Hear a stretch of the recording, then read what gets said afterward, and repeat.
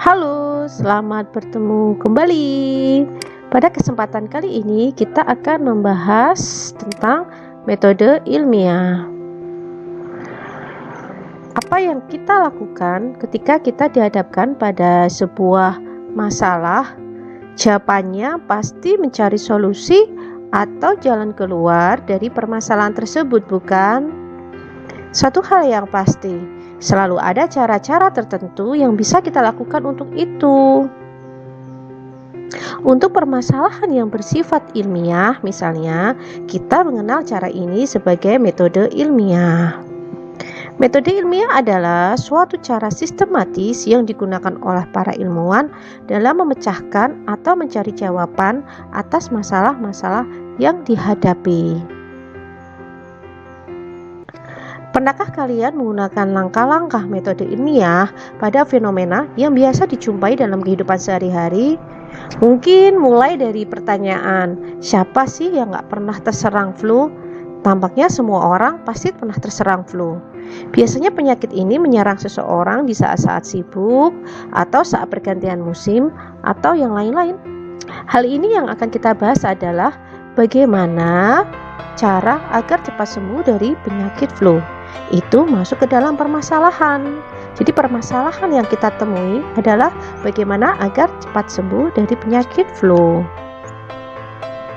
Nah, saat seseorang terserang flu, banyak pertanyaan muncul. Satu pertanyaan yang kerap muncul adalah bagaimana agar cepat sembuh. Untuk menjawab pertanyaan ini, si penderita mulai melakukan pengamatan. Ia kumpulkan semua informasi tentang bagaimana menindak penyakit ini. Informasi bisa saja dikumpulkan dari nenek, bibi, paman, tetangga, teman-teman, dan lain-lain. Banyak saran yang mungkin diperoleh, antara lain, untuk menyembuhi penyakit flu, kita minum air jeruk panas yuk, atau kita banyak konsumsi vitamin C, atau banyak makan buah-buahan, atau yang lain-lain. Nah, langkah ini disebut observasi. Observasi adalah tahap di mana kita mengumpulkan data untuk menjawab dari pertanyaan suatu permasalahan.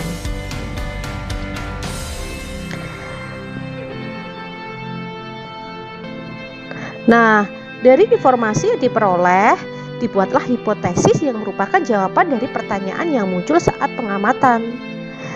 Hipotesis ini merupakan dugaan sementara mengenai bagaimana sesuatu terjadi.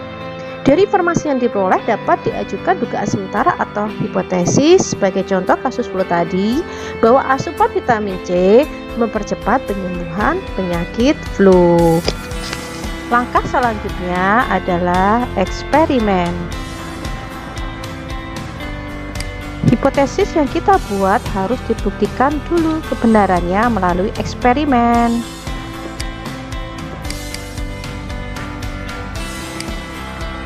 Hipotesis atau dugaan sementara yang berhubungan dengan flu dapat diuji melalui eksperimen berupa pemberian vitamin C pada sekelompok penderita penyakit flu.